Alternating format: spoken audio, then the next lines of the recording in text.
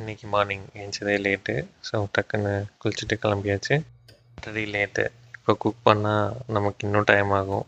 So என்னடா குயிக்காக எதாவது பண்ணலான்னு யோசிச்சுட்டு இருந்தப்போ தான் எக் புர்ஜி ஐடியா வந்துச்சு. டக்குன்னு எக் புர்ஜி ரெடி பண்ண ஸ்டார்ட் பண்ணிட்டேன். அந்தளவு நமக்கு குக் பண்ண தெரியாது. ஸோ டப்பாவில் என்னென்ன மசாலா இருந்துச்சோ எல்லா மசாலையும் கொஞ்சம் கொஞ்சம் ஆட் பண்ணியாச்சு. எல்லாத்தையும் நல்லா மிக்ஸ் பண்ணிவிட்டு கூடவே நம்மக்கிட்ட இருந்த ஒரு கொஞ்சம் சோயா சாஸும் டொமேட்டோ சாஸையும் ஆட் பண்ணியாச்சு. ஸோ பிரேக்ஃபாஸ்ட் நமக்கு எக் புர்ஜி வித் பழைய சாதம். பழைய சாதம் மார்னிங் வெறும் வயிற்றில் அந்த உள்ளுக்குள்ளே போகிற அந்த ஃபீலிங் இருக்கே, அப்பா என்ன ஒரு ஆனந்தம். ஸோ அதை முடிச்சுட்டு நம்ம யூஸ்வலாக சங்கு பூட்டி ஒரு டம்ளர் அடிச்சுட்டு ஆஃபீஸ்க்கு கிளம்பியாச்சு.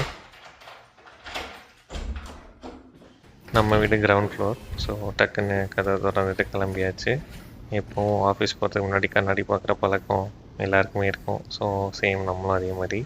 நம்ம ஒரு டீ அடிக்ட். ஸோ என்ன தான் சங்கு போட்டி குடித்தாலும் நார்மல் டீ குடிக்கலைன்னா நமக்கு அந்த நாள் ஓடாது. ஸோ யூஸ்வலாக நம்ம கரெக்ட் டீக்கு போயிட்டு கரெக்டாக வாங்கிட்டு காரில் பாட்டை போட்டுட்டு குடிச்சிட்டு போகிற அந்த ஃபீலிங்கே தனி.